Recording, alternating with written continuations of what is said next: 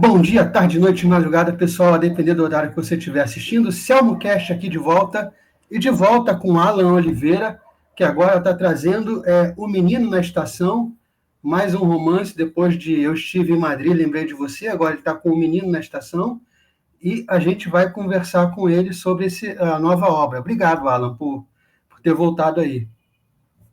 Agradeço, Selmo, pela oportunidade e pelo convite. A gente estava falando agora sobre adquirir o livro. Ele tem a versão Kindle na Amazon, e para quem não quer a versão digital, entra no Facebook, espaço Patavim, né? /Patavim. Isso. Assim, o livro, o primeiro livro que eu divulguei aqui com você no ano passado, eu coloquei no Kindle Unlimited, ou seja, quem é assinante do Kindle, paga mensal, consegue ler o primeiro livro de graça, entre aspas, né? Sim. Estive em Madrid e me lembrei de você. Sim. Está lá no Kindle Unlimited. Mas aí, desta vez, eu quis fazer uma experiência diferente. Eu coloquei no Kindle, mas não fui para a opção Unlimited. Ou seja, eu coloquei ele à venda integral, numa versão eletrônica, né? Que, claro, é sempre um valor muito baixo, R$20, basicamente. E o Menino da Estação, ele está na Amazon em versão Kindle, não Unlimited, mas na versão Kindle, vamos dizer assim, tradicional. E se o leitor tiver interesse na versão física, que é essa aqui, a versão física, ele pode adquirir fazendo contato diretamente com o selo editorial Patavim. O endereço é Facebook/Patavim, Vim com M de Maria no final. Facebook/Patavim. Lá tem um acesso direto por WhatsApp e o interessado já conversa diretamente para adquirir o livro. Um valor também muito barato, R$48. A ideia é simplesmente pagar a edição, o trabalho mesmo de edição. E tem plano para edição física aí para outros sites, lojas, etc.? Bom, Selmo, a literatura indie, vamos dizer assim, ela é uma literatura muito guerreira, né? Porque os canais de divulgação são difíceis, a venda, a distribuição, tudo é difícil. Porque o simples fato de você distribuir volumes por livrarias já cria uma situação de passivo, né? Porque você tem livros parados no lugar, você não sabe se serão adquiridos, quando serão adquiridos, enfim. É uma operação de alto risco. Então, eu ainda trabalho, e a editora trabalha, nós trabalhamos com o estudo de meios de atingir o leitor, mas sem imobilizar exemplares em estabelecimentos físicos. Então, um canal que me parece que nos próximos dias nós vamos colocar também em funcionamento é o da estante virtual, porque, invariavelmente, o bibliófilo, quando ele está lendo livros, procurando, ele acaba jogando na estante virtual, e se estiver por lá, é um grande mecanismo de divulgação do livro, possibilidade. Então, a estante virtual, a Amazon e o próprio selo editorial. Tá certo. Eu estou vendo a capa aqui. Essa ideia de capa foi sua? Foi um artista que desenhou? Como é que surgiu? O Selmo, na verdade, eu tenho um grande amigo, artista plástico, que era responsável por pintar uma tela, um óleo sobre tela, que retrataria a ideia do livro, mas eu dei a ele um prazo e depois ele, Alan, eu estou na correria, vamos ver. E aí, por fim, eu infelizmente não pude esperá-lo, embora eu tenha certeza que seria um trabalho excelente o que ele faria, mas eu tive de buscar outros caminhos. Então, eu e a produtora gráfica do livro, nós escolhemos uma fotografia, essa imagem é uma fotografia, e fizemos um trabalho de edição nessa fotografia, e ela ficou assim, não sei, né, simulando que pode ou não ser uma fotografia, pode ou não ser um desenho, e acabamos, então, fazendo esse trabalho. Mas era para ser um óleo sobre tela, o meu amigo não conseguiu cumprir o prazo e nós fomos uma capa alternativa. Mas o script, vamos dizer assim, o croquis dessa capa foi feito por mim e pela Fernanda Pestana, que é uma profissional de São Paulo, de grande competência, e que tem trabalhado conosco nos 2 volumes. A ideia que o seu amigo ia desenhar é parecida com essa? Bom, ele como artista plástico, eu iria acompanhar o desenvolvimento do projeto, mas eu não quis me meter tanto no que ele iria fazer.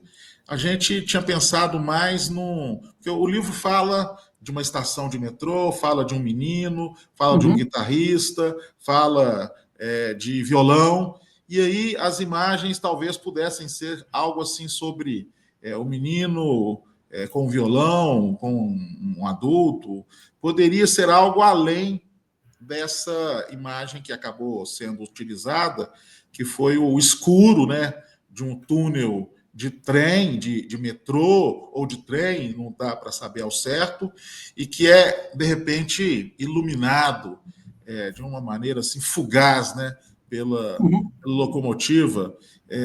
Eu gostei bastante da capa também.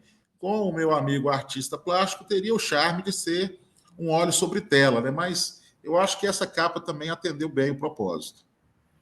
Tá, porque ele deixa claro sobre o que é a história, né?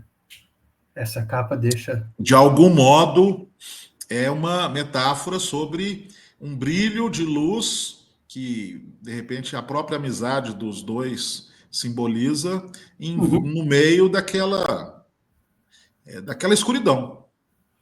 Certo.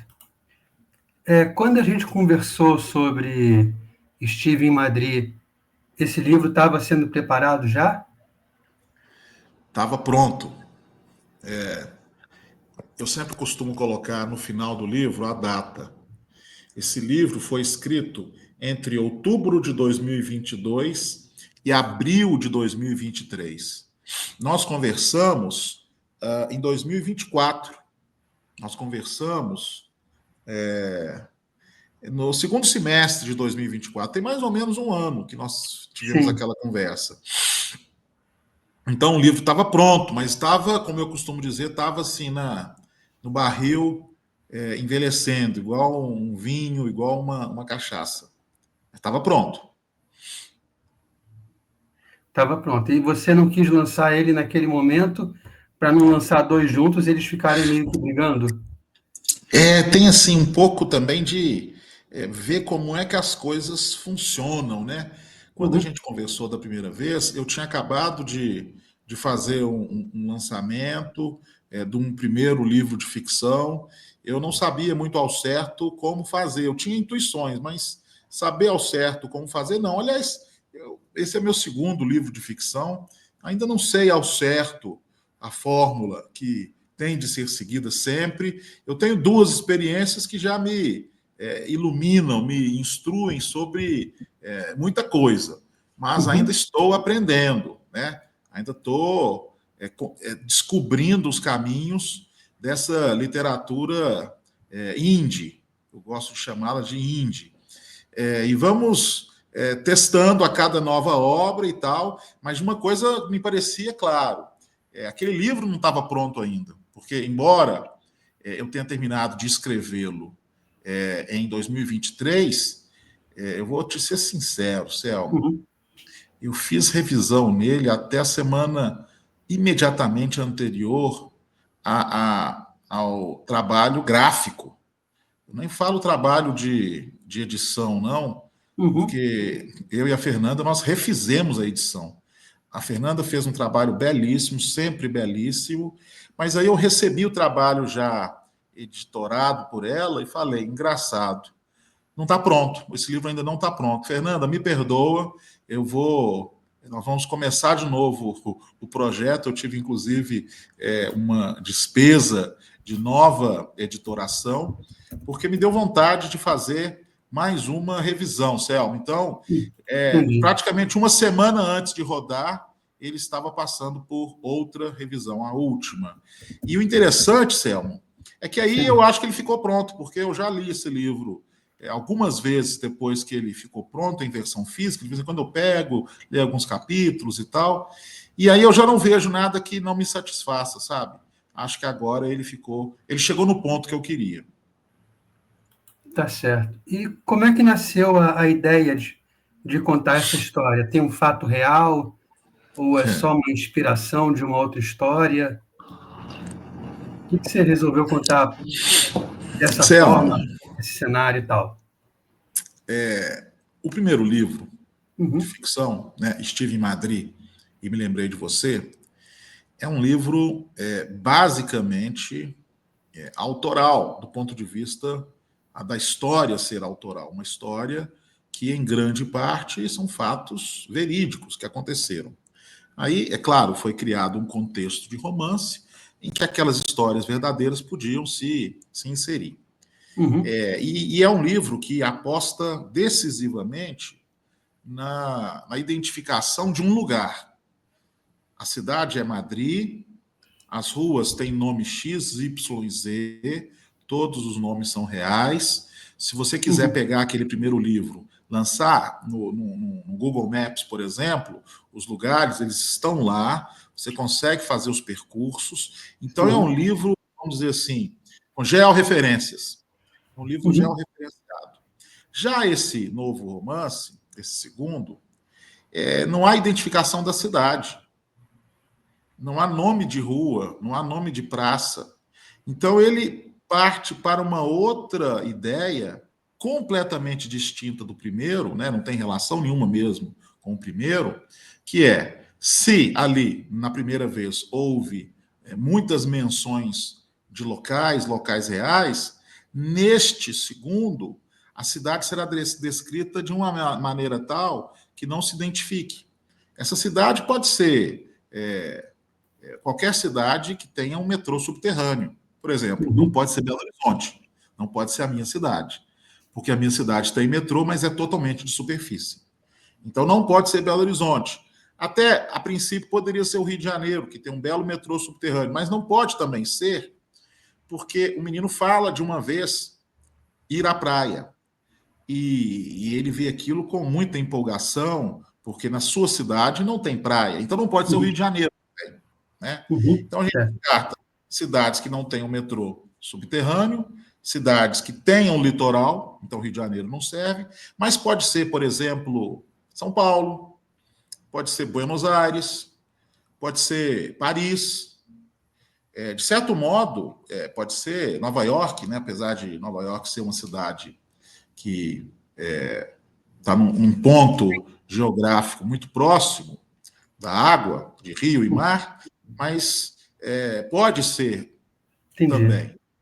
Mas, então, eu saio de um local bem referenciado e vou para um local sem referência alguma. E como é que essa história surge, né, para responder a parte inicial da sua pergunta? Todo autor costuma, ao falar da sua obra, dizer que aquilo veio assim, de um estalo, e acho que a maior parte das vezes os autores dizem isso, né, que veio no estalo. E eu posso te afirmar, Selmo, que essa obra, um dia, pelo menos a parte inicial dela, me chegou de um estalo só. E depois eu fui aprimorando, fui pensando melhor nos desdobramentos, mas um dia eu tive esse estalo. Não sei por quais memórias de metrô, de violão, quais memórias me tornaram possível pensar sobre isso. Mas ela veio do estalo e o resto, aí eu trabalhei em cima. Uma semelhança que eu vejo com o Estive em Madrid são as referências culturais são muito fortes nas duas obras, né? Claro que no Menino da Estação é voltada para a música, mas você demonstra ali conhecimento de violão clássico, músicas clássicas, etc. E em Madrid já são pintores, livros e outras formas de referência. Numa próxima obra, a gente pode esperar mais referências assim? Eu acho que existe uma preocupação com a beleza. Nos textos que até agora eu escrevi, eu tenho tido uma preocupação de falar do que é belo, né?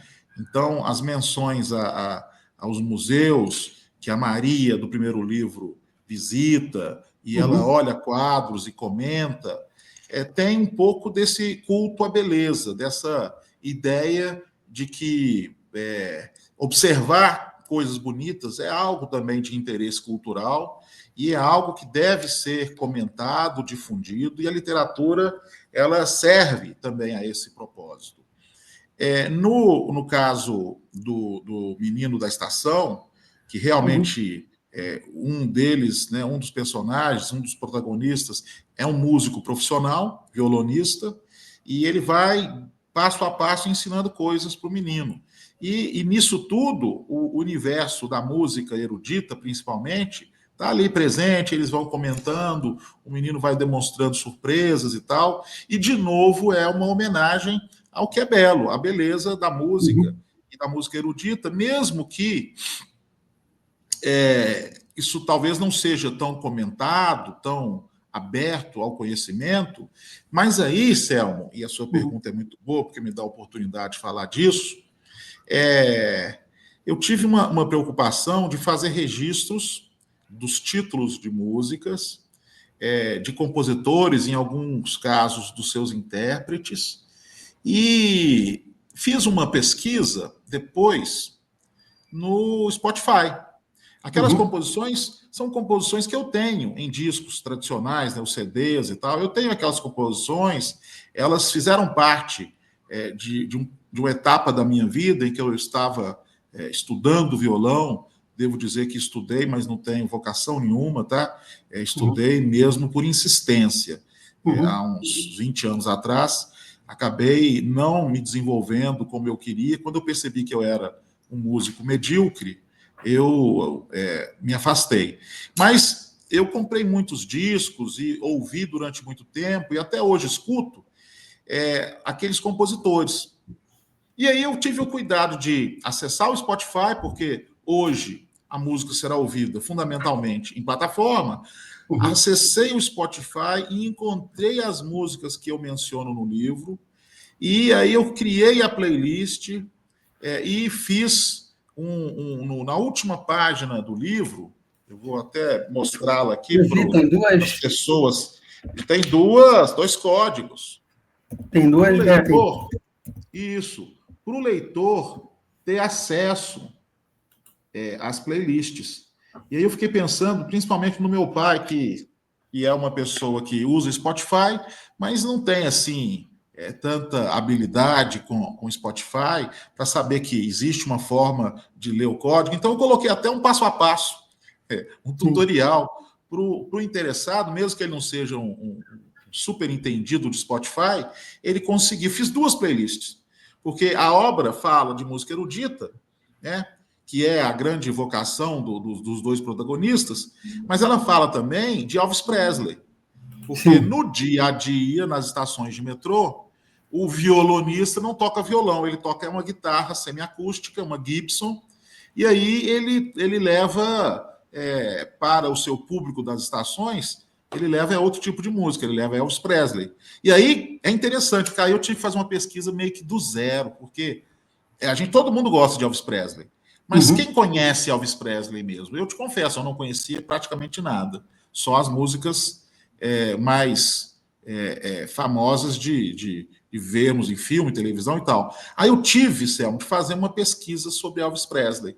Tive de escutar, eu criei uma playlist a partir das músicas que eu conhecia e de músicas que talvez eu não conhecesse, mas que, de tanto ouvi-las ali durante essa elaboração, eu passei a gostar, eu passei a ter as minhas favoritas e criei lá uma playlist, não sei se umas 50 músicas do Elvis Presley e tal, e vou te falar que tenho ouvido bastante Elvis Presley depois dessa experiência. Então, para arrematar a resposta a sua pergunta, né, sobre a questão cultural, a música é uma bela forma de expressão da cultura e ela nos provoca, tanto para ouvir aquilo que a gente já conhece, mas para novas audições, novas experiências, e o livro me proporcionou isso. E o que eu tento fazer, né, mais do que um exercício de erudição, o autor é erudito, viu aqui? Não, eu tento até falar, gente, vamos ouvir isso aqui, olha que legal, tem uma playlist e tal. Então, compartilhar o belo e fazer da literatura um momento, inclusive, de nós compartilharmos música. Eu acho que agora, com essa experiência, eu tive uma impressão de que os livros podem ser realmente multimídia, né? Aquilo que se falava desde o ano 2000, de uma cultura multimídia, uma literatura multimídia pode ser essa, em que nós comentemos, falemos sobre música e até apontemos lá caminhos para que o nosso leitor também desfrute dessa música, compartilhe. Um dia talvez a gente tenha cheiros, né? Talvez a gente tenha sensações de tato. Hoje a gente ainda não tem. Hoje a gente ainda não tem, mas pelo menos eu consigo compartilhar música. Eu achei isso muito legal. E no primeiro livro eu coloquei músicas espanholas. Neste eu coloquei músicas do universo dos autores. Achei muito legal. Se você me pergunta, né, você me perguntou, esse é um caminho que você vai continuar seguindo? Se eu tiver a possibilidade de realizar esse encontro em outras obras, eu acho que eu seguiria sem problema nenhum. Mas na minha próxima obra, que eu estou escrevendo, e a próxima a ser lançada, provavelmente em 2027 ou 2028, nessa não haverá a experiência da música, porque não cabe nessa próxima obra. Mas sempre que for possível, eu voltaria, sim, a trazer essas interfaces de música. Não só de música, mas também de pintura e coisas do tipo, né? Isso, toda essas forma de interfaces arte. Culturais, justamente. Tá certo. Você escolheu o Elvis por acaso, assim, ou ele é dos seus preferidos? Porque, no meu caso, eu gosto mais dos Beatles. Eu sempre tive mais interesse pelos Beatles do que pelo Elvis. Então, eu imagino que o Elvis seja um gosto pessoal, acima de tudo. Não. É o que eu disse no início, Selmo. Eu só conhecia Love Me Tender da propaganda de Natal da Sadia. É dali para trás, sabe? Eu não conhecia realmente. Na minha infância eu tinha visto na sessão da tarde uma meia dúzia de filmes do Elvis Presley. Alisson teve um amigo no trabalho, quando o Alisson ainda era estagiário, muitos anos atrás, que era fissurado em Elvis Presley. Aí Alisson, naquele tempo, ainda eram os vinis. Alisson, de vez em quando, pegava um vinil e tal. Só que a obra do Elvis Presley é gigante, né? Então, pelo recorte pequeno de um vinil, eu ouvia com Alisson e tal, e assim, me parecia uma coisa muito antiquada, muito ultrapassada, não me chamava a atenção. Mas o personagem gostava. Quando eu pensei, né, ou quando me veio à mente, quando me entregaram, né, sei lá por quais cargas da inteligência, me entregaram esse personagem chamado Pedro, ele era um cara assim meio caladão, que tinha poucos amigos, muito introspectivo e que tocava uma guitarra acústica. Não podia ser uma banda qualquer, tinha que ser algo onde a sonoridade da guitarra acústica funcionasse bem. E colocar Rolling Stones e Beatles seria aquela disputa binária, né? Qual dos dois é melhor? O Elvis Presley ele corre um pouco por fora disso e tem um público muito seleto e de caras que eu acho que se parecem com esse personagem.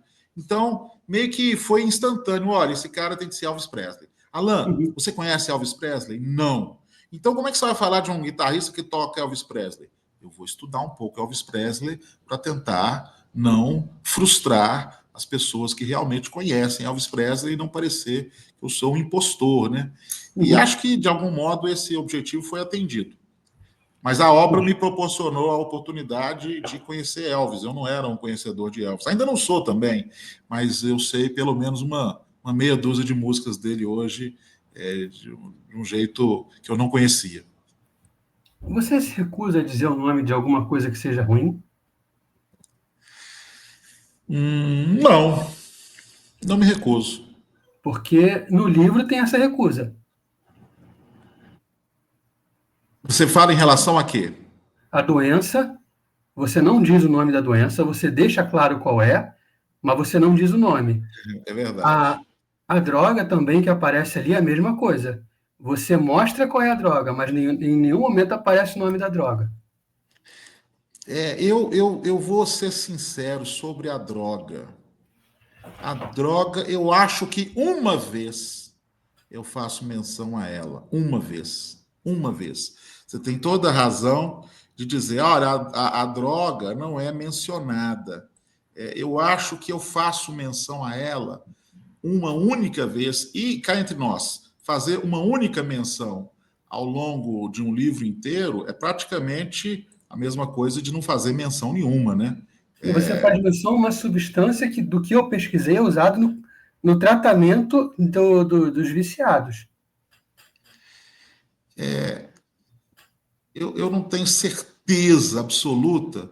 E Eu aí, estou abrindo aqui o livro em e aí, quando ele Word. entra no hospital e vê um personagem acamado, você diz por que ele está acamado. Eu entendo perfeitamente o que aconteceu ali.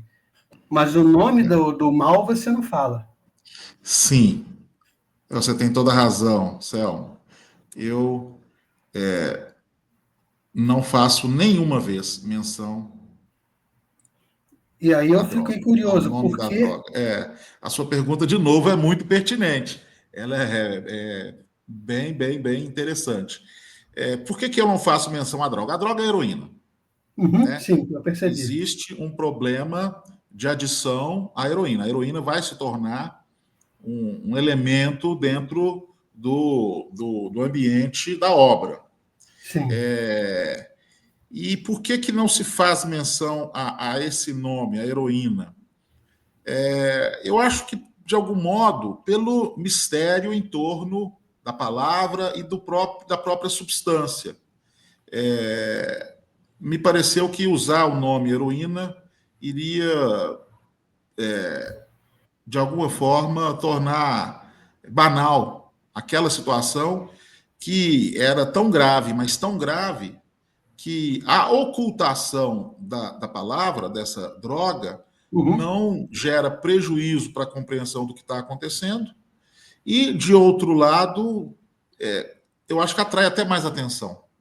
A todo Entendi. instante você fica, e aí, vai aparecer o nome da droga? Vai aparecer? E não, o nome da droga realmente não aparece.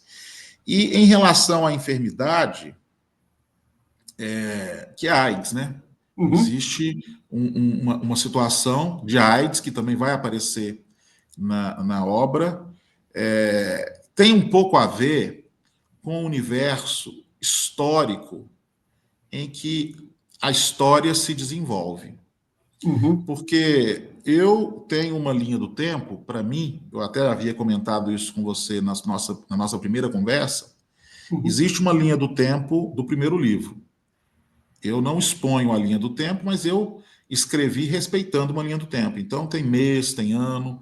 Para mim, eu sei direitinho onde a história começa, onde ela termina, o Uhum. mês, não com a precisão de dia, mas eu sei os meses e os anos. Uhum. Nessa segunda obra, a mesma coisa acontece. Mas eu não apresento também essa informação, porque me parece que esse universo de alguma imprecisão, ele também é mais atraente do que a banalidade de se mencionar uma data e tal.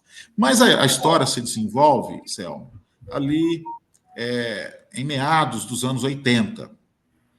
E ainda havia uma ignorância preponderante sobre a AIDS, não só no Brasil, né, mas no mundo inteiro. Sim. No início dos anos 1980, por exemplo, a AIDS era chamada de câncer gay, por causa da ignorância da medicina e do público em geral a respeito do que era aquilo. Depois se descobriu que nem era câncer e nem era uma doença de gays. É uma doença a qual está sujeita qualquer pessoa que foi exposta aos elementos contaminantes. Pois bem, então, como esse livro acontece lá nos anos 1980, essa aura de mistério também é muito presente, então eu optei por não fazer menção à enfermidade, né, à síndrome da imunodeficiência adquirida, AIDS. Sim. Eu não fiz por causa realmente de uma ignorância daquele momento, de uma imprecisão e tal. E na heroína foi realmente para manter uma aura de mistério e de interesse em torno daquilo. Entendi. Porque no período dos anos 80, as pessoas não tinham muita noção do que era AIDS, dessas coisas. Algumas. Olha, eu vou. Diga. Selmo, eu vou me lembrar de coisas literais que eu vivi naquele tempo, tá? No tempo em que a história desse livro acontece. As descobertas aconteciam a passos galopantes, não porque se descobrisse muita coisa, é porque como não se sabia nada, toda a informação era um passo gigante.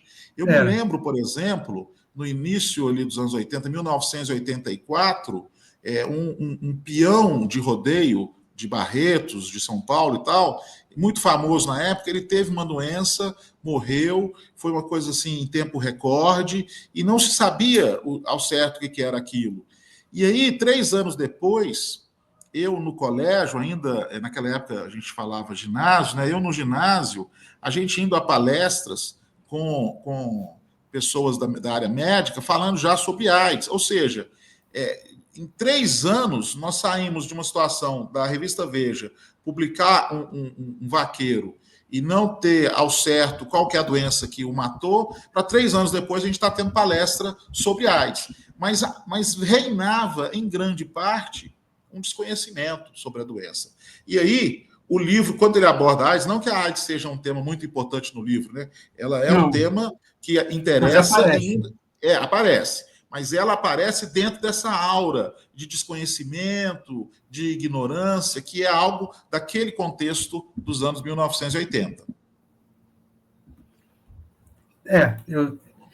E assim, na minha cabeça, você fala que Belo Horizonte só tem metrô na superfície, eu não sabia disso, eu achei que Belo Horizonte tivesse metrô, acho que Brasília, acho que também tem, não sei.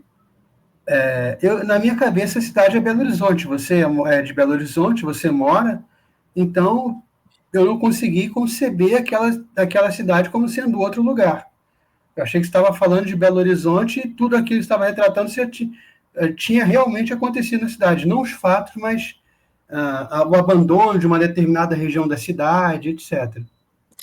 Belo Horizonte foi construída num vale, né, onde realmente existia um Belo Horizonte, porque é um vale em torno da Serra do Curral. E esse vale é uma vertente de águas que são recebidas das chuvas. Então, a cidade ela é rendada, totalmente rendada de cursos d'água, de córregos, ribeirões, rios e tal. E ao longo do desenvolvimento da cidade, esses cursos d'água foram sendo encanados, foram sendo enquadrados, foram sendo soterrados, mas eles estão lá correndo ainda. Então, toda vez que se tenta, vamos fazer um metrô aqui subterrâneo, é tanto curso de água para se desviar que os projetos se mostram, ao longo do tempo, inviáveis economicamente. Então, eu acho, posso até pagar a língua, tomara, mas eu acho que dificilmente Belo Horizonte vai ter um metrô subterrâneo. Nós temos uma única linha, agora se transformando numa segunda linha de metrô de superfície, mas acho difícil um metrô subterrâneo por conta da necessidade do investimento para se fazer o trem subterrâneo. Então, esse livro não pode acontecer em Belo Horizonte, não é Belo Horizonte de jeito nenhum. Esse simbolismo do nome surgiu antes, depois que você escreveu, durante? Vamos ver se eu me lembro. A história um dia surgiu para mim no estalo, o menino encontrando, porque o primeiro capítulo é isso, né? Uhum. O músico está ali preparado para tocar guitarra na estação, é um fim de tarde, e ele gosta dos fins de tarde, porque é quando a maior parte do fluxo de passageiros passa pela estação. Então ele está lá se preparando para aquele último exercício do dia, e aí de repente o menino aparece. Esse estalo do menino aparecer e ser até mal recebido pelo músico, né? O que você está fazendo aqui? Deixa ser enxerido e tal. No Uhum. primeiro momento eles têm assim uma rusga, né? Um atritozinho. Esse me veio como estalo, e aí eu comecei a escrever, fiz um rascunho de primeiro capítulo, deixei aquilo parado um tempo. Eu vou ser sincero, esse estalo desse livro foi anterior ao primeiro livro, que é Estive em Madrid e Me Lembrei de Você. Eu comecei a escrever O Menino da Estação, esse primeiro capítulo, comecei a escrevê-lo antes. Mas aí a história parou ali, só aquele encontro, aquela coisa assim, fugaz, muito repentina, mas forte. Eu percebi que foi um encontro forte, mas eu não tinha ainda condições de prosseguir naquilo. E aí, depois que o Estive em Madrid já estava escrito, já estava publicado, aí eu pensei, engraçado, agora eu tenho condição de continuar naquele. Eu tenho mais ou menos. Parece que inconscientemente, né, Selmo, a gente vai trabalhando a ideia de uma obra inconscientemente, mesmo sem estar falando dela para nós mesmos, nós estamos ali de uma maneira escondida, evoluindo e tal. E aí um dia eu me sentei e escrevi, sei lá, uns 2, 3 capítulos, e rapidamente, porque eu começo colocando o nome do livro como um número. E aí existem projetos que nunca saíram do papel e começaram lá o livro número 1, número 2 e tal, coisas que eu nem escrevi. Esse projeto eu acho que era número 6. E ele ficou sendo 6 até que um dia eu parei sentado à mesa e pensei, engraçado, eu vou colocar um nome nesse livro agora, porque está me parecendo que eu tenho que ser bem direto. Eu estou escrevendo sobre um menino que conhece um cara na estação. O adulto é o co-protagonista, mas o menino é o verdadeiro O protagonista, verdadeiro né? protagonista. Então ele é o menino da estação. Poxa, e aí, Céu, eu tive um cuidado. Eu, claro, né, no passado os escritores não tinham como fazer isso. Não vou imaginar um Drummond, um Guimarães Rosa, um Sabino, nenhum deles fazendo isso. Mas agora a gente tem tecnologia, né? Então eu dei um Google nesse nome, O Menino da Estação, para saber, porque me pareceu uma coisa tão trivial, tão comum. Pensei, gente, deve ter uns 1000 livros com esse título. E joguei isso no Google, entre aspas, e confirmei que não existia nenhuma obra com o nome O Menino da Estação. Aí eu passei a gostar mais ainda dela. Falei, bom, se tivesse um nome já de livro, de conto, sei lá o quê, infantil, adulto, não interessa, eu não iria usar. Mas como esse nome, vamos dizer assim, está disponível no Google, Sim. eu vou empregar esse nome. E aí foi assim, aí mudei. Aquilo que era um número passou a ser O Menino da Estação no meu arquivo do Word. E uma coisa que percorre o livro o tempo todo, percorre pelo menos vem do menino, é a questão do perdão. Você, né, o perdão acaba sendo um ponto muito importante da obra, marca toda a passagem do menino pelo livro, e tem um ponto de vista ali que você parece defender, que é o seguinte: a capacidade de perdoar seria algo inato ao ser humano e não necessariamente aprendido por qualquer meio que seja. Isso que você falou é interessante também. Porque é o que é Vamos lá, a ideia que me parece no livro. vamos lá. Eu, durante o tempo em que eu estava desenvolvendo a obra, Uhum, isso foi um argumento meio já tardio, tá? Eu já uhum, tinha identificado a característica do menino, eu já tinha identificado a característica do Pedro, né, do co-protagonista. Eles já estavam convivendo entre si ao longo dos dias, nas estações, mas a história começou a caminhar para discutir também esse assunto, esse perdão. E eu me senti com a curiosidade de fazer um estudo sobre o tema do perdão. Mas eu não queria, Selma, que aquilo parecesse uma aula de catecismo, sabe?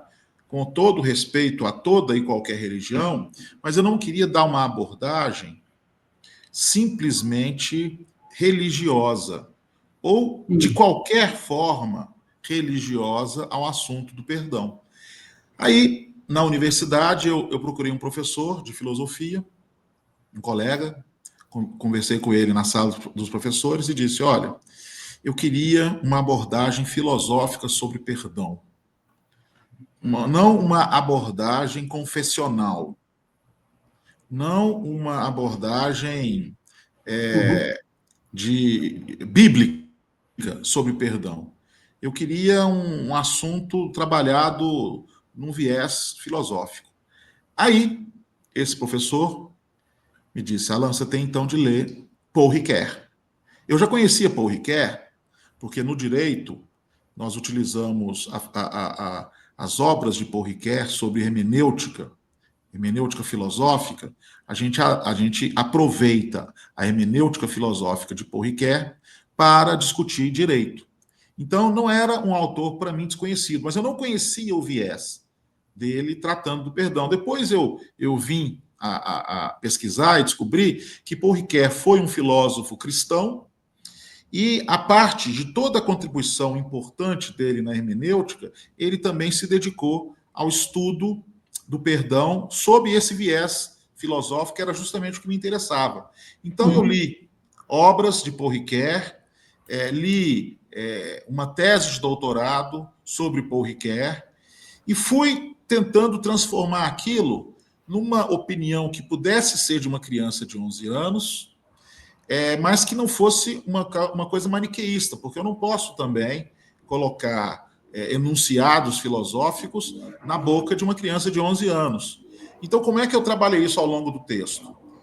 Eu fiz um resumo dos apontamentos que me interessavam sobre perdão nesse viés filosófico, preponderantemente baseado na obra de Paul Ricoeur, e à medida que o menino, né, o Gabriel, ele vai se manifestando, aquilo que está à altura de uma criança de 11 anos, eu ponho na boca dele.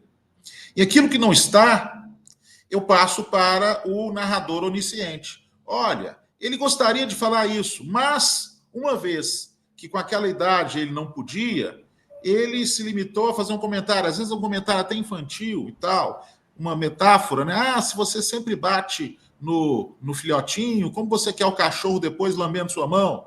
Isso está dentro do universo de uma criança de 11 anos.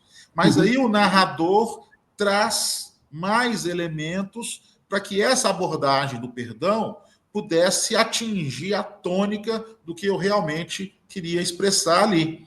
E é difícil, Selma, porque eu não quis ser banal, não quis ser maniqueísta e não quis ser hipócrita, falando assim, aqui todo mundo se perdoa e tal. Eu quis colocar aquela discussão do perdão dentro de um quadro de tons, vamos dizer assim, sobrecarregados, né? Porque existe violência na obra. O livro, por exemplo, não é um livro infantil. Não. Eu fiquei até com essa impressão quando eu estava escrevendo, quando eu acabei o primeiro rascunho completo, de início, meio e fim, aí eu reli e pensei, cara, será que eu estou escrevendo aqui uma obra para colegiais de 12 anos? Será? Aí eu reli, treli, e no final eu falei, interessante, é um livro que atende muito bem o público adolescente, eu acho que a partir dos 14 anos, mas não deveria ser lido por público com menor idade. Talvez a partir dos 12, mas eu, se fosse recomendar, recomendaria a partir dos 14. Inclusive, o livro está dedicado a 2 filhas minhas, a quem eu não permiti a leitura. Uma delas tem 10 anos. Eu falei, não, esse livro não é para você ainda, que é a Júlia, minha filha do meio. Eu falei, Júlia, ela fica louca de curiosidade de ler e tal, ela gosta muito de ler. Eu falei, você não vai ler esse livro antes dos 14 anos. Mas talvez eu deixe ler a partir dos 12, porque ela é uma menina muito madura, eu acho que ela vai ter condição de entender bem. Entendeu, Selma? Entendi. E esse tema do perdão foi o maior desafio na escrita da obra? Foi, com certeza. Fazer uma abordagem que, ao mesmo tempo, não fosse panfletária, não fosse uma aula de catecismo, porque isso eu não queria fazer, sem prejuízo de respeitar muitíssimo o catecismo, mas eu queria que fosse algo que fosse universal, que independentemente de crença, qualquer que fosse a crença, ou mesmo diante da não crença, né, o direito que as pessoas também têm de não ter crença alguma, eu queria que fosse o perdão abordado sob uma dimensão ética, né? Porque eu acho que, no final das contas, aquela abordagem é isso. E mesmo as abordagens cristãs do perdão, pelo que eu já pude perceber, são abordagens extremamente éticas, mas que vão se tornando mais simplórias até para que sejam atingidas por um público mais vasto. Então, tudo é interessante nesse assunto, mas às vezes ele é simplificado para que o acesso seja um acesso mais amplo de pessoas que talvez não tivessem condição de compreender aquilo num viés puramente filosófico, sabe? Eu quis realmente falar do perdão, eu tive esse desafio e eu acho que o objetivo foi cumprido. Eu fiquei satisfeito com o resultado, expus a obra a professores, amigos de filosofia, e até agora, a não ser que eles tenham tido assim, a benevolência com um amigo, né, que sou eu, mas até agora os comentários são positivos, que é uma obra honesta em relação a esse assunto. E esse foi o maior desafio, então. E o garoto, o Gabriel, ele tem alguma coisa de biográfico? Ele é completamente ficcional ou tem uma parte de biográfica sua ou de alguém que você conheceu? Selmo, esse é um assunto que todo escritor, de algum modo, aborda ou então se recusa a abordar, né? Porque todo personagem tem algo de biográfico. Sim. Mas tem algo de idealizado também. Sim. Por exemplo, eu contei a você, né, no início dessa nossa conversa, que eu cheguei a estudar teoria da música, cheguei a estudar violão clássico, e eu tinha uma grande vontade de ser um violonista, não, talvez até um profissional também, mas não necessariamente um profissional. Eu podia ser um violonista amador e ser muito feliz fazendo apresentações em quermesses no final de semana. Mas nem isso eu consegui ser, porque realmente o dom do arpejo não veio no meu sangue, no meu DNA. Mas aí eu consegui ser violonista pela história do livro, né? O Pedro é um violonista de profissão, viveu disso muitos anos da sua vida. A própria guitarra que ele toca é um prolongamento dessa experiência dele. O menino vai se tornando gradativamente também um violonista, e eu satisfiz essa minha vontade por meio desses personagens. Então, os personagens são projeções que nós fazemos daquilo que nós pensamos que somos, projeções que nós fazemos daquilo que nós gostaríamos de ser, e com elementos biográficos. O tempo todo tem elemento biográfico ali. Claro, nós falamos de droga, de heroína. Eu não tenho experiência alguma com heroína, mas a heroína foi um elemento importante da obra.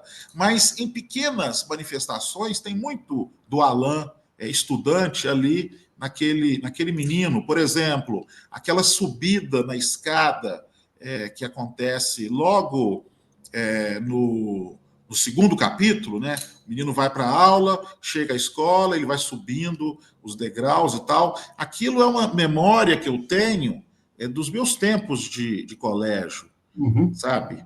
do meu primeiro ano de primário, segundo ano de primário, os cheiros, aquela lembrança dos cheiros, eu sou muito ligado a essa memória dos odores, né? Explorei isso bastante no primeiro livro e volto a explorar no segundo livro. Gostaria muitíssimo que o Kindle tivesse essa opção, né, de, olha, agora eu vou pôr aqui um cheiro de shampoo, as crianças subindo as escadarias, eu me lembro disso, todo mundo no início da aula era cheiro não de desodorante, porque criança não usava desodorante, mas era cheiro de sabonete, cheiro de shampoo. Aí a gente ia para o recreio, corria. Assim, parecia que o recreio durava 1 hora naquela época, não sei por que eu tenho essa ideia. O fato é que a gente corria o recreio inteiro e depois subíamos as escadarias suados, aquele mundo de gente, aquele mundaréu de gente, e agora o cheiro já não era mais de shampoo nem de sabonete, era cheiro literalmente suor de criança, né?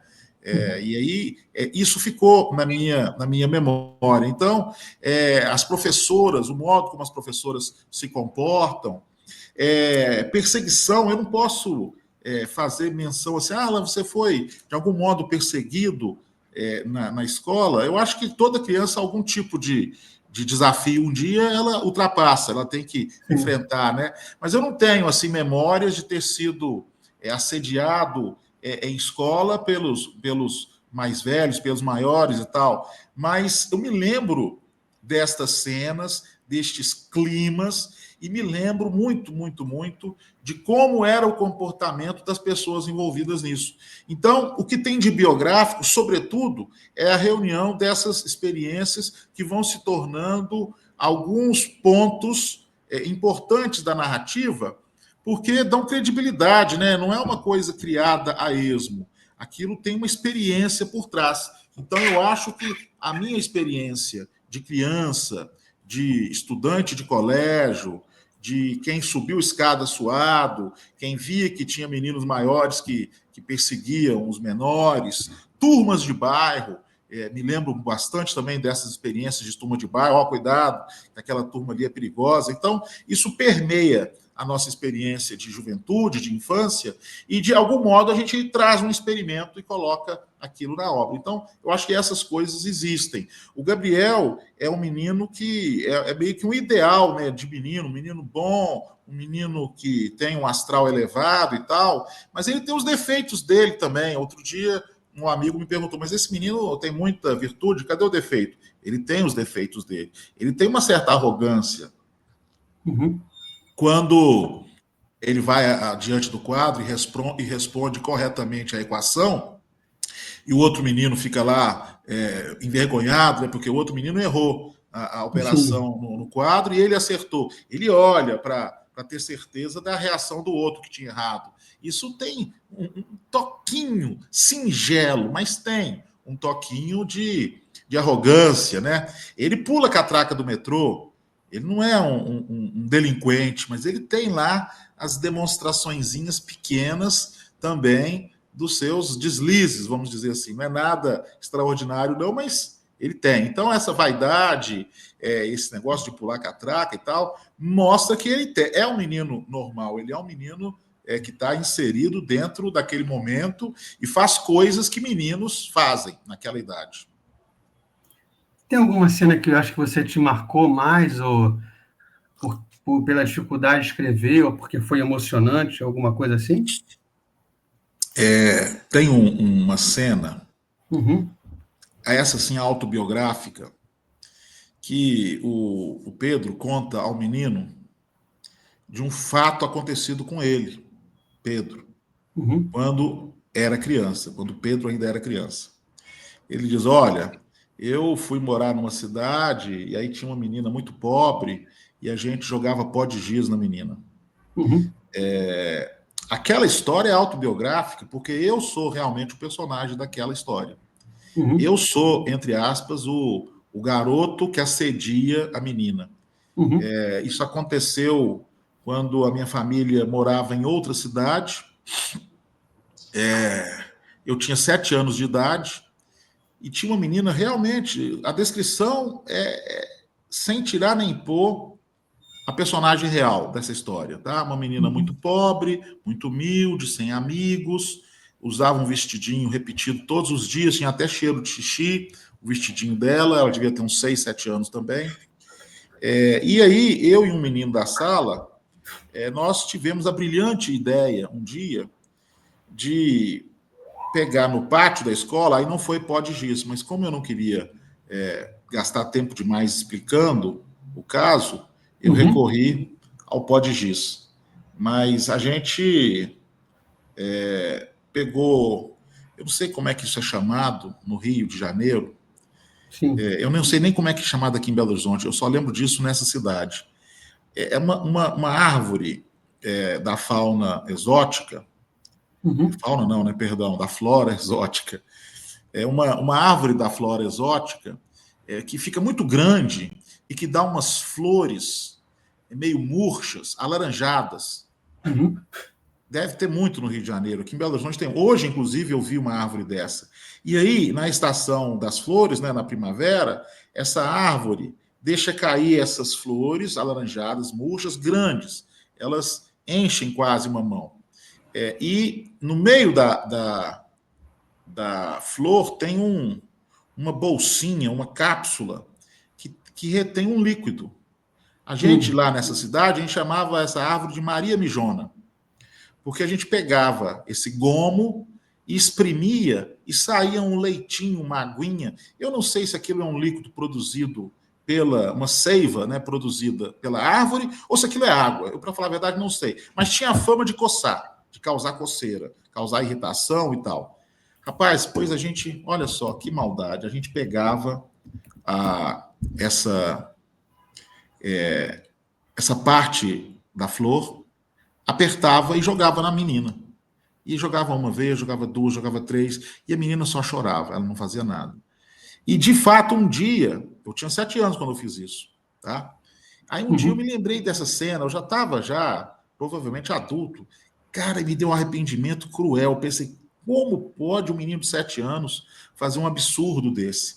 Então era uma dívida que eu me sentia na necessidade de pagar. Essa menina, claro, nunca mais vi. Morei naquela cidade 2, 3 anos, depois fui embora, nunca mais voltei ali.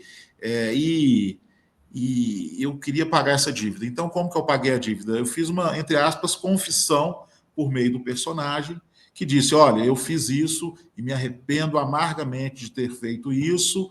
E aí, o Gabriel, nesse momento, faz um comentário interessante, que é um elemento dentro dessa teoria do perdão. Mas, olha, mas você se arrepende? Me arrependo. O perdão passa também por isso. A gente primeiro perdoa a gente mesmo. Então, eu me perdoo, isso é uma etapa de perdão também. Pode não ser o perdão completo, mas o perdão ele é gerido primeiro dentro de quem se arrepende, né? E aí quem se arrepende vai em busca do perdão. Então, a pessoa que se arrepende, ela também está pedindo perdão e dentro daquela realidade, pedindo perdão a si mesma. Isso já é uma etapa de perdão. Então, eu me penitenciei, vamos dizer assim, desse assombroso caso real ao fazer essa inserção dentro da obra. Então, para mim foi difícil escrever sobre isso, e assim como os demais episódios, vamos dizer assim, mais violentos da obra, também foi sempre difícil, principalmente porque eu queria expor a crueldade das cenas, eu queria expor a realidade das cenas, mas eu não queria que isso virasse uma literatura barata, eu não queria desrespeitar o leitor e nem desrespeitar os personagens. Isso foi vamos dizer assim, eu estive sempre premido por um ideal ético, sabe? Que eu não poderia ultrapassar certas questões. Então, essas cenas de violência, todas elas foram difíceis, Selma. Entendi. E como é que está sendo o feedback até agora dessa obra? Bom, até agora quem leu está dando uma resposta muito positiva. Muitas pessoas leram, né, a primeira obra e falam aquilo que você disse. São 2 livros completamente diferentes, né? Talvez não tenham tido assim aquela sua a afirmação é muito interessante, né, visual, falando sobre a escuridão e a luz, talvez não com esse nível de aprimoramento, mas falando, poxa, que coisa diferente, uma obra fala da viagem e tal, e essa é bem diferente, mas é mais literatura, porque eu nunca escondi isso. O primeiro livro é um depoimento, é um documento que eu queria deixar consignado para o futuro. Olha, isso aconteceu e tal. E esse segundo livro, não, é uma obra que já tem, vamos dizer assim, maiores pretensões literárias, né? Dentro, é claro, das limitações que o tema tinha e que eu me propus a enfrentar.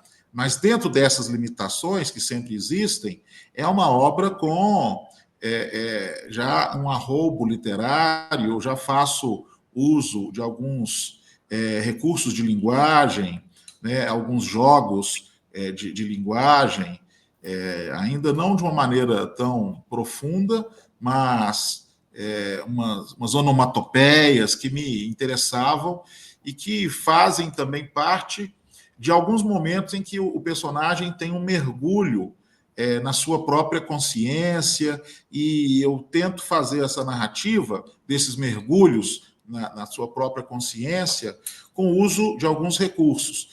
Foram exercícios ainda, mas eu fiquei satisfeito com o resultado.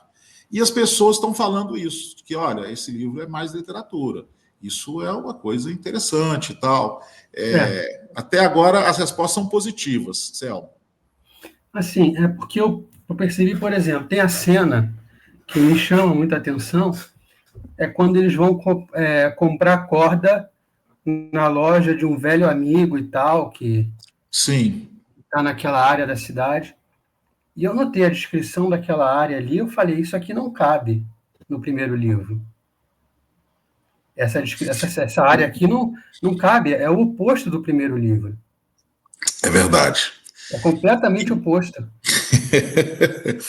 E o pior de tudo é que, de algum modo, são cenas reais, são cenas de um lugar que existe mesmo. Uhum. E existe ao lado da opulência. A opulência e a miséria, a modernidade e a decadência. As cidades estão cheias disso, né? As cidades estão cheias disso, é incrível. Você anda por São Paulo, por exemplo. São Paulo é uma cidade muito rica dessas demonstrações, porque ao mesmo tempo que você está numa rua chique, num bairro chique, um lugar super transado, aí de repente você vira uma esquina assim e dá de cara com uma casa assim totalmente fora do lugar. O que essa casa está fazendo aqui? Né? São Paulo é um belo lugar para se ilustrar esse tipo de situação. Embora eu não esteja falando de São Paulo no livro. Eu pensei muito em São Paulo, Selmo, quando eu via as cenas acontecendo, né? Eu estive em São Paulo neste ano, passei uma semana lá e andei muito de metrô, e aí o livro já estava escrito, mas eu ficava pensando nas cenas do livro e imaginava que, olha, aquele livro cabe em São Paulo e São Paulo cabe no livro e tal. Mas não é realmente São Paulo, a cidade não é São Paulo. Mas essa opulência e decadência a gente vê no Rio de Janeiro, né? Poxa, aí você vê aquela Lapa, você vê aquela região do porto, né? da área portuária, o tanto de coisas suntuosas que convivem ao lado de construções que, se bobear, elas vão ser derrubadas em breve e tal. Então, isso tem. E o livro tem uma passagem dessa, né? O Pedro comenta com o Gabriel, olha, quem vê um lugar fechado não tem ideia das histórias que já aconteceram ali, né? Das coisas que esse lugar já viveu. De repente, hoje é uma porta fechada, abandonada, empoeirada, suja, mas ali, há outros anos atrás, estava uma experiência completamente diferente. Isso é uma cena urbana muito característica, muito comum. Eu notei isso. E a casa do autor também, onde o autor mora, também é bem diferente do primeiro. Todo o cenário, todo o ambiente, assim, parece muito diferente do primeiro livro. Então, isso me chamou a atenção. A casa, eles estão em estações de metrô, um parque, tudo. Não é o parque de Madrid, que é que você descreve tão bem, que dá vontade de... Então, eu notei bem essa diferença. Não sei se foi proposital, mas... Foi proposital, principalmente o mistério a respeito da cidade. Eu não quis falar da cidade. Eu quis que qualquer leitor que tivesse uma experiência, ele pudesse usar a sua experiência para ilustrar aquilo ali. Isso realmente foi uma preocupação minha, sabe? E aí não tem nome de lugares, não tem nome de rua. Me pareceu que não dar nome identificaria melhor do que dar nome, né? Esse negócio de dar nome é interessante. Você vê os primos do Gabriel, as três crianças não têm nome. É o primo Sim. maior, o primo menor e a E a pequenininha. menorzinha. A menorzinha, não tem nome. Eles não têm nome. Isso também foi uma coisa proposital. É difícil, tá? Porque na construção dos períodos, se eles tivessem nome, isso teria me poupado vários exercícios e contorcionismos que eu tive de exercer, que eu tive de praticar para poder sair das repetições e das construções, vamos dizer assim, viciadas, né? Dá trabalho, não foi muito fácil, não. Imagino. O que a gente pode esperar depois de O Menino da Estação? Você falou que vai ser 2027, 28? Boa pergunta. Obrigado por fazer essa pergunta, Selma. Uhum. E quando eu escrevi Estive em Madrid e me lembrei de você, eu queria falar do amor de pai e filho. Uhum. Eu tinha a necessidade de abordar esse assunto, tanto por heranças minhas com os meus pais, quanto por memórias afetivas que eu queria deixar para as minhas filhas. Então, o tema era o que realmente me movia para escrever Estive em Madrid e me lembrei de você. Depois, naturalmente, O Menino da Estação se transformou para mim numa obra sobre o amor entre amigos. Porque é uma obra sobre isso, né? Os dois protagonistas se tornam grandes amigos, o melhor amigo um do outro, e vão viver essa amizade ao longo do livro, ao longo da história. E quando eu estava ainda escrevendo o segundo livro, O Menino da Estação, me veio à mente que eu deveria escrever uma trilogia. Eu já tinha falado sobre o amor entre pai e filho, estava concluindo o amor entre amigos, mas eu deveria escrever sobre o mais difícil dos amores, que é o amor, como é que eu vou chamar esse amor sem deixar nenhum grupo de fora? Eu diria que é o amor carnal, que pode ser entre homem e mulher, pode ser entre homem e homem, pode ser Isso entre está fora mulher do e livro. mulher. Isso, justamente. Aí eu comecei a escrever o meu terceiro livro, que vai se chamar Três Faces de Eros, que é uma reunião de 3 novelas. Então eu vou me aventurar nesse gênero que acho muito interessante e ao mesmo tempo difícil, né? Que é um texto mais longo do que o conto, porém sem a dimensão de um romance. É algo que fica ali no meio do caminho. É um texto de 50, 60 páginas, algo assim. Talvez um pouco mais. Mas aí eu comecei a escrever As Três Faces de Eros. O livro vai se chamar Três Faces de Eros. E são 3 novelas. Nessas 3 novelas, esse spoiler eu posso dar. Eu escrevo sobre o amor entre um casal de namorados na adolescência. Então, algo ainda muito nos rudimentos do amor, a primeira experiência. E é algo que, por exemplo, eu tenho muitas memórias, né, da minha primeira namorada, do idealizar o outro. Já tem um pouco daquela ideia de que o outro se torna sagrado, né, a sacralização do outro, que nesse primeiro tipo de amor a gente vive. É uma fase muito bonita, né? Não, é pouquíssimo carnal, embora eu tenha falado de amor carnal, isso é mais um recurso metafórico, né? Porque é pouquíssimo carnal esse amor. Então, uma das novelas é isso, sobre o amor de adolescência. Uhum. Nesse caso, é um amor de um menino com uma menina. Aí existe um segundo amor, que esse já é bastante carnal e com todas as características, os conflitos que isso pode gerar, porque é um amor entre um homem e uma prostituta, mas que se amam mesmo. Mas que se amam não quer dizer que ele foi lá e tirou ela do prostíbulo, levou para casa, casou, e aí ele sacramentou isso e tornou isso, vamos dizer assim, palatável para as pessoas. Não, ele vai continuar a relação da maneira como ela é. Entendi. Como uma mulher é. Então ele vai se apaixonar e vai viver esse relacionamento como uma prostituta enquanto ela exerce essa sua essa profissão.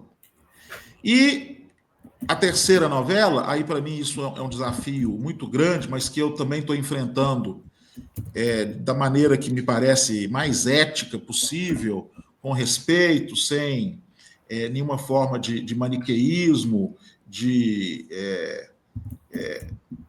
tentando ser o mais verdadeiro possível,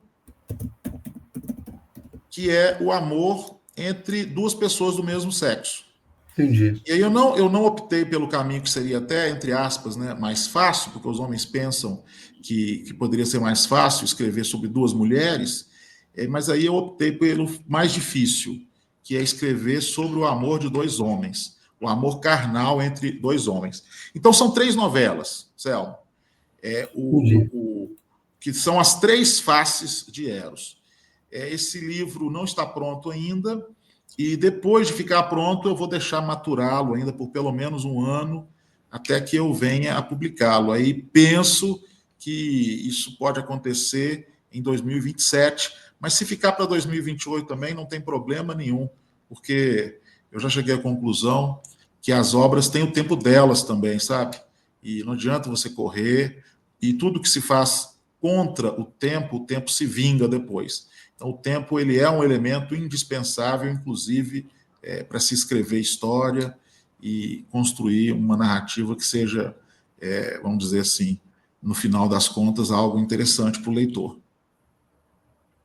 Tá certo. Obrigado, Alan, pela entrevista, o livro é muito bom, gostei bastante. Então, comprem na Amazon ou no Facebook da editora Patavim, a versão física.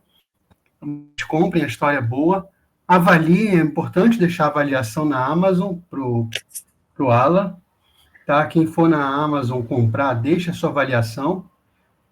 Né? Então, deixa lá a avaliação, é importante. E é isso, obrigado a quem veio. Está aí a capa que ele pensou, junto com a produtora dele, de uma estação, né? E entendam que a gente está conversando, após ler o livro, vocês vão entender muito mais dessa conversa. E, Selmo, eu quero agradecer muitíssimo o seu convite, a oportunidade, o interesse pela leitura do livro, vou sempre colocar você na minha lista de amigos para conversar sobre literatura. Valeu, obrigado. Foi muito legal, muito obrigado mesmo. Espero que as pessoas gostem do livro. Lá no Facebook da Patavim, Facebook/Patavim, o leitor vai conseguir um contato que é praticamente imediato de WhatsApp para adquirir a obra. O preço está bom, quem gosta do Kindle está mais barato ainda, enfim. A ideia é que a obra circule, porque é isso que torna o livro uma estrutura viva, né? As pessoas têm de ler, a gente não escreve para nós mesmos, a gente escreve para que as pessoas leiam, debatam, expressem depois o que pensam. Se você comprar na Amazon, por favor, comente o livro também, porque isso é importante. Muito. Então é isso, pessoal. Então é isso. Valeu, Alan, e valeu todo mundo que assistiu até agora. Obrigado. Até a próxima. Obrigado, Selma. Obrigado a todo mundo. Gente, um abraço. Concluir a gravação.